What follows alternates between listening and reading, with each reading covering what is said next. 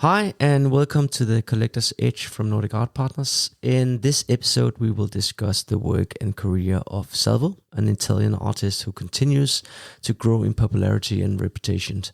With me today, as usual, is our art expert, Nicholas Robinson, and me, your host, Jeppe Curth. It is with Alex Rotter at 400 million. Selling here at Christie's, $400 million is the bid, and the piece is sold. We've all heard about it. Sometimes it's front page news. Important works of art are being sold for incredible sums of money. But can you get involved and become a part of the exclusive club yourself? And how do you get started while avoiding buying the wrong things? That's exactly what this podcast is about. This is The Collector's Edge from Nordic Art Partners, a podcast for those of you interested in the mechanics of the art industry, want advice about putting money into art, or simply want to buy something for your walls to beautify your surroundings. Whatever your objectives, it is possible to put money into art wisely, to be considered, thoughtful, and well-informed in your choices and actions. Welcome to the art of collecting, with an eye for curated beauty and practical value. Hi, Nick. Hi, Jeppe, good day. I just want to congratulate you. That was an impeccable introduction that you managed to do in a single take. Thank you. We're doing better and better in this podcasting, yeah? I guess we are. Yeah, how are you doing? Good? Very well, thank you. You? Yeah, I'm very well. I'm looking forward to this episode where we're going to talk about Salvo. Yes, we talk about Salvo, one of our favorites. Yes, indeed. And maybe we should start by you describing who is Salvo. Of course, Salvo was an Italian artist, born Salvatore Mangione in 1947. And the key period in his life began in the late 1960s, 1968, when he moved to Turin and became associated with artists of the Arte Povera movement, especially Alighiero Boetti, Mario Merz, and Giuseppe Pennone. All of these artists were in the orbit of the Genenzo Sperone Gallery, and he became very close with them. He shared a studio with Boetti until 1971, and his works of this period are characterized by the conceptual work that was very prevalent at the time. Lots of text-based works, using inscriptions in marble, even in neon, to explore themes of self, themes of history, identity, and a lot of his works from this period show a sort of collaborative cross-pollination with Boetti's works of this period. In 1969, he became also involved with American conceptual artists such as Joseph Kosuth, Robert Barry, Sol LeWitt, and this early period also solidified some important relationships with some key people in the art world and the art market of this time. Obviously, we've already mentioned Genenzo Sperone, but he came into contact with the highly influential German dealer Paul Meitz in Cologne, and he also met with and exhibited with Yvon Lambert in Paris and John Weber in New York, all of whom were highly important figures in the championing of post-minimal conceptual art. So that's the basic background of who he is. Thank you, Nick. Well, we also talk about Salvo today because we love his work. Could you describe his works for us? Absolutely. Salvo's painterly evolution was a sort of a slow burn throughout the course of the 1970s. He began painting in 1973, at which point he decided to abandon, for the most part, the conceptual word-based, text-based works. And he would never abandon this choice or go back from this decision. And then around 1976, he started painting the very first works that we recognize as the sort of proto Salvo works that we've come to know today, and the works that in fact form the bedrock of his current reputation and his place within the market, if you like. But in 1976, he started painting these mythological scenes, engaging in a dialogue with the old masters, particularly of the early Renaissance. His works would have an affinity with artists like Piero della Francesca, Paolo Uccello.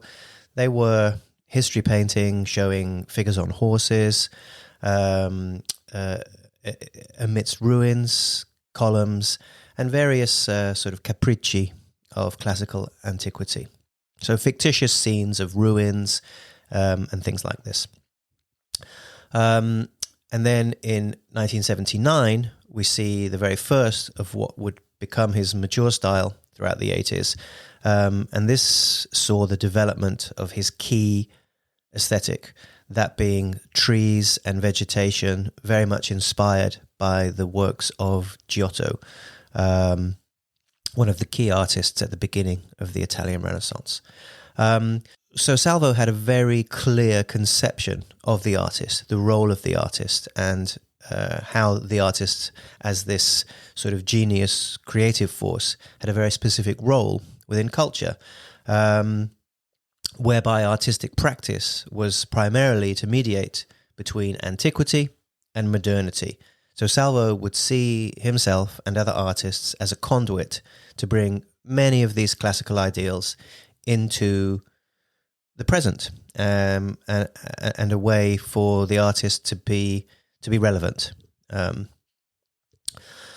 then throughout the 1980s, he painted various iterations of these landscape scenes. The people at the end of the 70s were stripped away, and he painted churches, monasteries, classical buildings, various ancient Italian structures that were highly recognizable as the archetypes of Italian medieval architecture: churches, ecclesiastical buildings, and all the features associated with them: arcaded cloisters, towers, etc. And then throughout the 80s, he became very sort of distilled into a few different types of landscape painting. He lived in Turin, so he painted lots of landscapes in the hillsides of Piedmont. These are typically known as the valley works, consisting of little hamlets, clusters of farmhouses, sylvan hillsides, mountains, very idealized, very densely saturated in color, rich and lush, often with very beautiful cotton candy trees and clouds. And the main idea behind this was to portray the complexities of light and the passage of time. The paintings are very serene, they're very still, and they crystallize real and remembered passages of landscape into this profound meditation on the passing of time. Indeed, many of the works were named after times of day, months, or seasons, or some combination of these. So he painted these valleys, painted them at night, known as the notturnos. He painted seascapes, many in a town in Calabria called San Nicola Arcella, where he would visit. He painted scenes from the city. He painted classical ruins, and he also painted a group of paintings called the Ottomania paintings. In the mid to late 80s, he traveled to Bosnia-Herzegovina, and he painted a group of paintings showing the archetypes of Islamic architecture, mosques, minarets, etc., etc. So this is a broad summary of what we've come to look for when we look at his work. Thanks, Nick.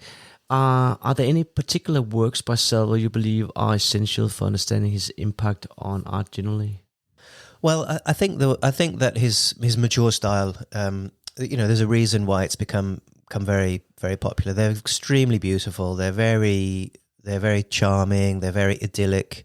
And I think that when you see the best combination of these elements, you see, beautiful light, you see beautiful rich greens in the landscape, you see the long shadows from the trees.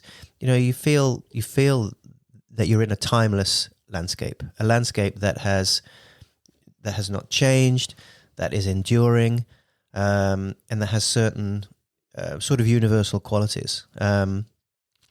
So these are the kinds of things, and the works variously have mountains, church spires, the trees, the clouds that I mentioned. We see beautiful sunrises, sunsets. We see the moon high in the sky with clouds passing in front. And Salvo is a master at depicting light, the effect of light at different times of the day, different seasons. So any painting that really embodies these qualities is, a very desirable thing. And there's also the same desire that collectors have for the same type of works.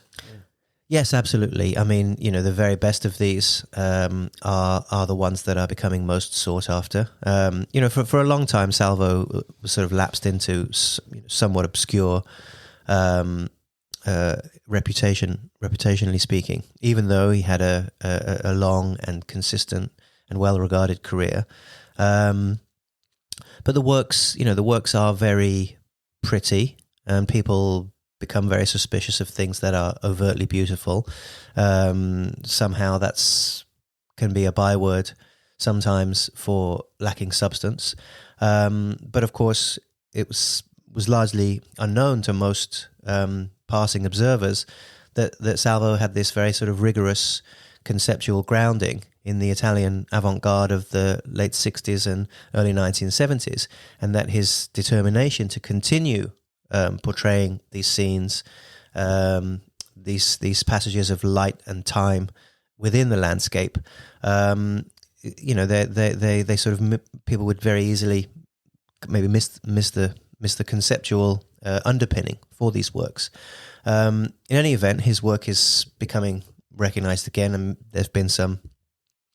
There's an artist, Nicholas Party, who's become a very big star within the art world, whose most successful paintings sell for millions of dollars. And his works bear a superficial similarity to Salvo. He's gone on record as saying that he's been very inspired by Salvo, very indebted to his work and his aesthetic, and there have been some exhibitions where works by the two artists have been juxtaposed alongside each other in quite an interesting way. So the contemporary artists like Party, and like some other artists who paint in these very sort of rich, stylized landscape style works, people see the popularity of these artists. They see the large prices that these artists' works are achieving in gallery exhibitions, in auctions, and it's a very easy step to start to look at the antecedents for some of these artists' works, and to see an artist like Salvo. These artists' works would not be possible without Salvo's work and the example that he set. So it becomes very, very much a part of an ongoing dialogue to try and trace a lineage. And that's often how artists from history gain new attention and experience a revival of interest. People begin to link the work of modern and contemporary artists to their work. They trace the contemporary artists back to the artists who have inspired them.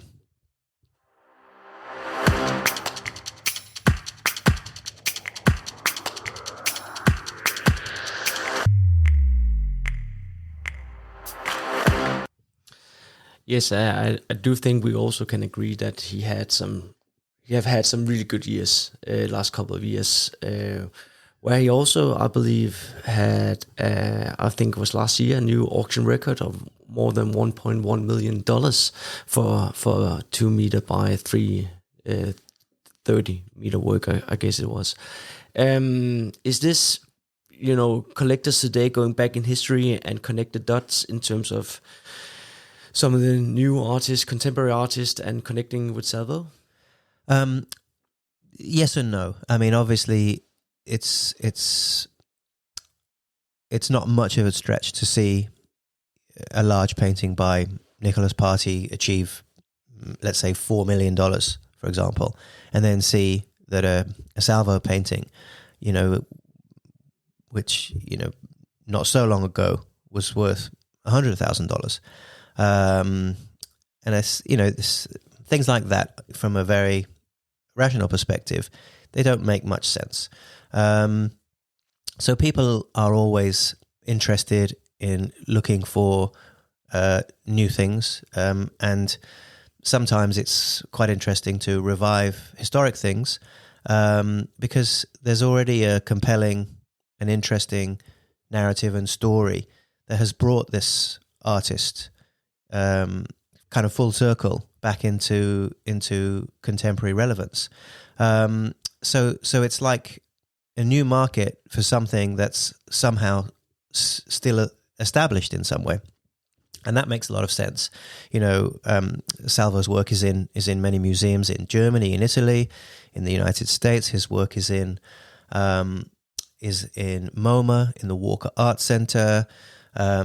He participated in Documenta and several editions of the Venice Biennale. I mean, he's an important artist, and yet the way his work was valued by the market was not did not have that sort of equivalency with his status. So obviously, people see this and they start to think that something interesting can be done to breathe life into this market. But a few years ago, his work was exhibited by Barbara Gladstone in New York. And obviously, this is a fantastic gallery who has a long and illustrious track record with painters, as well as artists working in other media. But she's done some extremely good work with Salvo. It's my understanding that she collaborates closely with the Archivio Salvo, which is the artist's archive and estate that manages all of his authentication, all of the,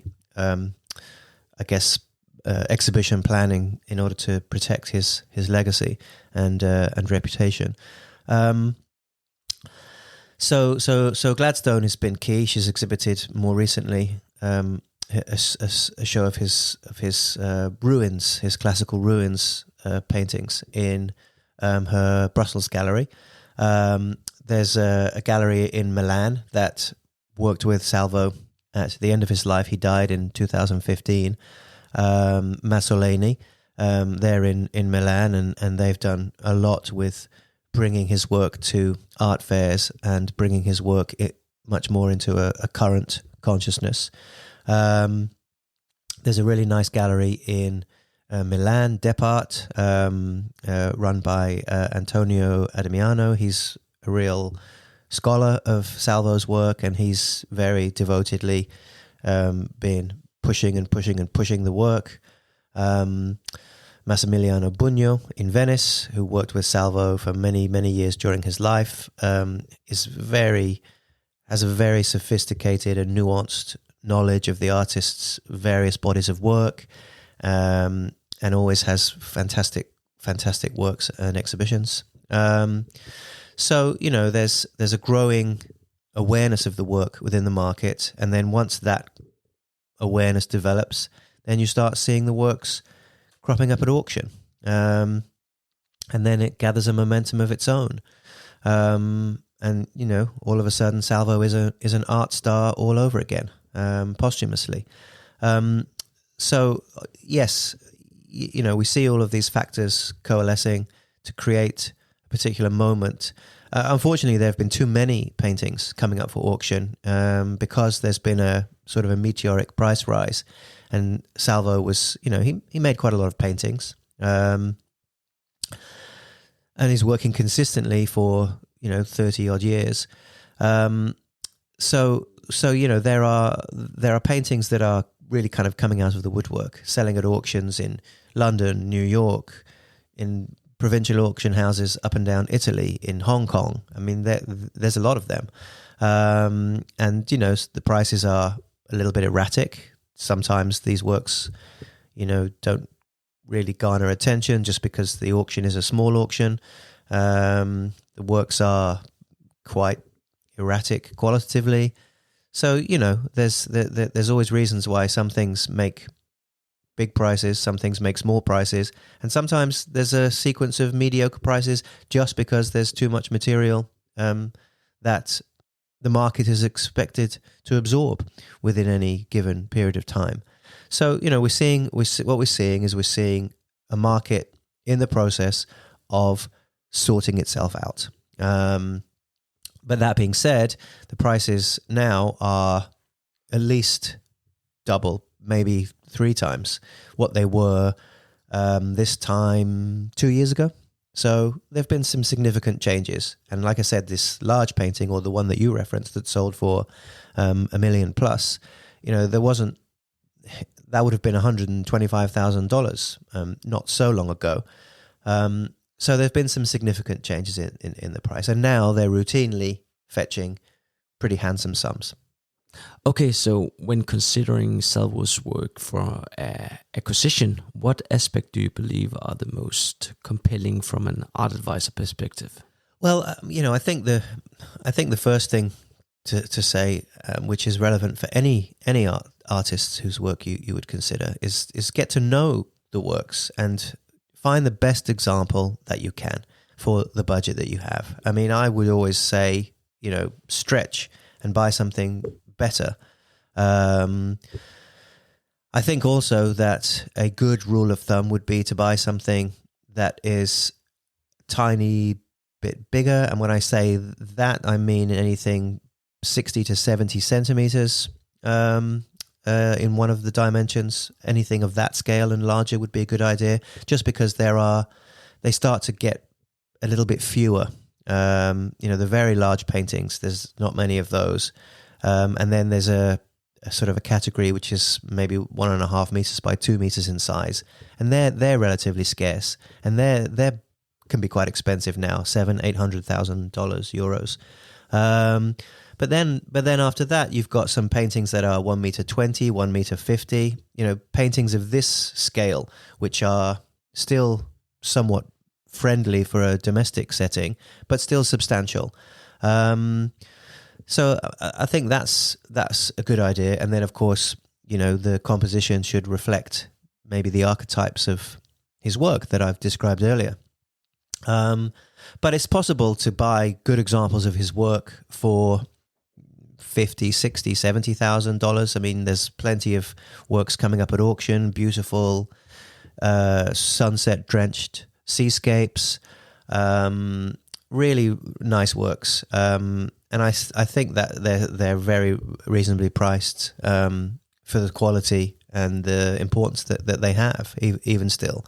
So it depends on your budget, because obviously, you know, accessibility is one of those things that is, you know, dependent on how much money you have to spend. Well, I guess it often comes down to money, but if we reflect a bit on Salvo's career, what do you see as his lasting legacy in the art world, and how does this influence your advice to clients? Well, I think that one of the things about Salvo is that he's a bit of an outlier. He started to become interested in painting before there was this great revival in painting at the end of the 1970s and throughout the 1980s. So he doesn't really fit into any particular box that prescribes an artist or artists in terms of adherence to a movement or such. So really, it's you know, he's a distinctive character who very singularly stuck to his ideals and to the kinds of things that he wanted to do. I mean, there's enormous repetition in the scenes that he painted. You know, scenes of Sant'Anna, a small village in the foothills of the Alps, close outside, somewhat outside Turin and close to the border with France. I mean, he painted the same barn, the same tree, the same church spire with the ploughed fields and the mountains beyond. He painted this over and over again in the summertime, in the wintertime, snow on the ground, moon in the sky. The lush promise of spring, the sort of faded grandeur of summer as it moves into early autumn. I mean, all of these repetitions are exercises in conveying these key things that Salvo was seeking to communicate. So I think these paintings are very timeless paintings. I mean, to look at a sort of maybe a similar yet very different artist, to look at the Italian artist Morandi, for instance, he painted these very dry, still life paintings, very restful, very specific, somewhat limited palette of colors, and he did them over and over again. These vessels, this sense of stillness, and his paintings are just instantly recognizable for this. The Impressionist painter Henri Fantin-Latour, who transitioned from the sort of academic school of the third quarter of the 19th century into this much looser, much more impressionistic brushstroke in the 1870s. And these are just vases of flowers, but they're just exquisite. The handling of the paint, the nuance of light, the way it catches on the surface of these petals of this foliage. Salvo is like this. He just encapsulates a certain set of painterly expectations in terms of what you want to see, what you expect to see, and he does it over and over. And some examples of his work are better than others, but he's consistent, and he really delivers something unique.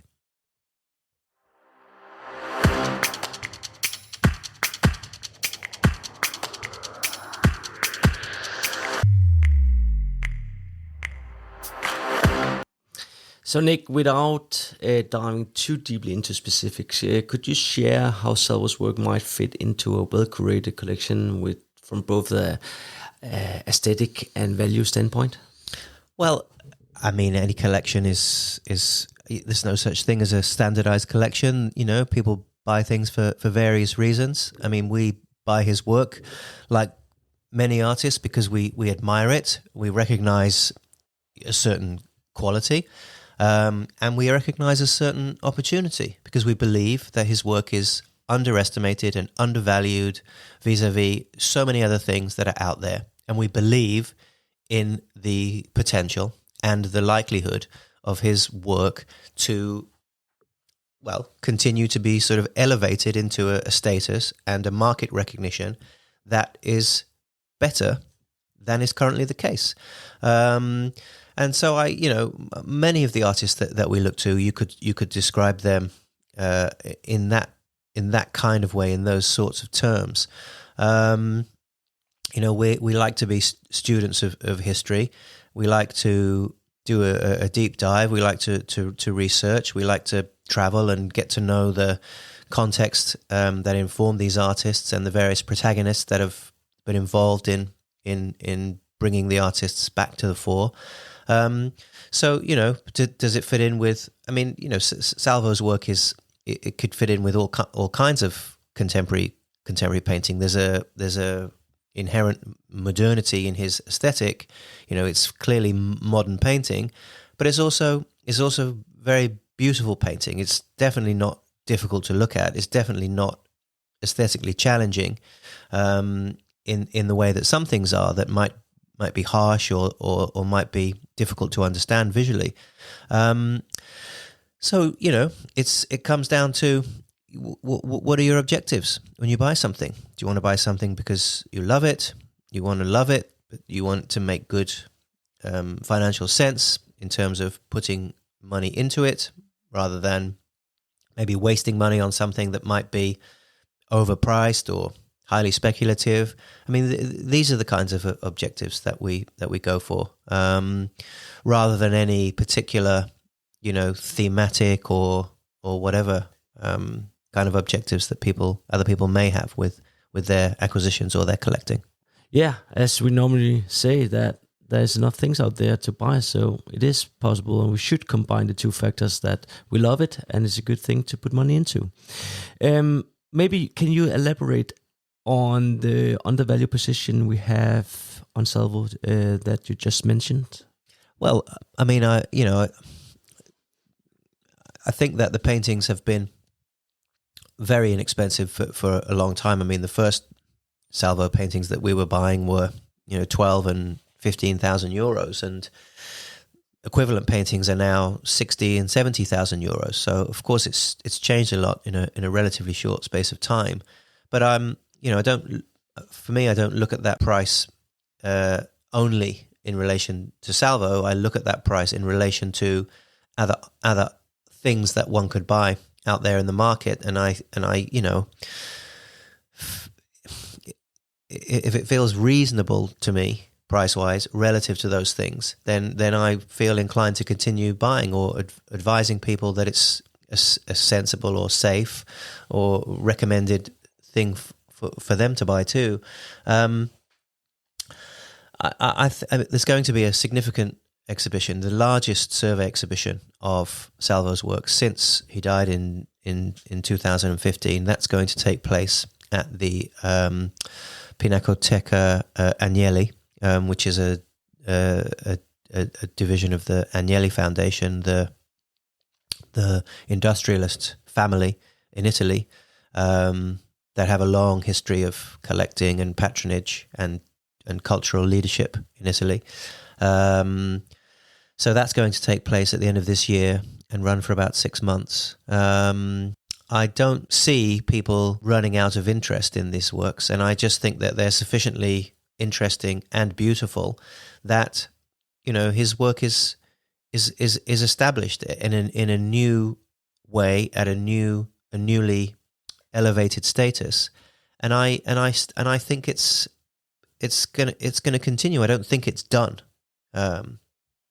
So that would be my feeling about the work, and that's what would motivate me to continue to acquire his work. Yeah, I totally agree.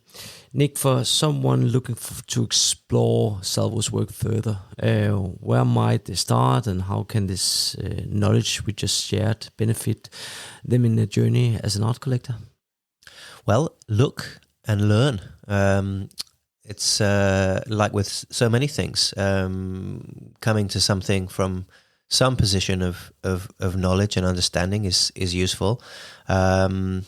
The works are very easy to look at, and it's very easy to understand the various archetypes that he painted, be it the ruins, the mountain valleys, the seascapes, the città, city paintings. They're all of a clearly defined type. If you wish to see many, then you can go to the Archivio Salvo website. They've got great biographical information, very detailed, of course, and you can see lots of examples there on their website. Barbara Gladstone's website has got some really nice installation images of some of the exhibitions that she has hosted.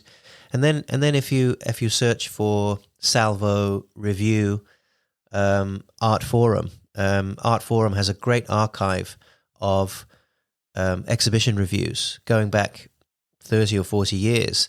So you can read reviews of Salvo's historic exhibitions, and you can see how the opinions of his work were at the time of writing. You can see how those opinions tally with more contemporary interpretations. And, there's a world of information online, just like for so many things. So it's not difficult to delve into it in some detail. Thank you, Nick. Really good insights. Do you think we missed anything? Anything you want to add? No, I don't think so. No? I mean, seem to spend a lot of time listening to the sound of my own voice here. And what is your personal favorite motif? Well, I think I really like the nocturnal works. I find there's a sort of a quietude in them that's really quite beautiful. It's not probably a typical choice, but I think that somehow because there's less light in these paintings, definitively, I think that what he does with such an economical use of light is so fantastic and so evocative that I just think that they really showcase his really exquisite abilities. But there's so many. I mean, his sunset paintings, I love the way he paints the trees in autumn with these lush oranges, autumnal hues. The pink blossoms from the spring.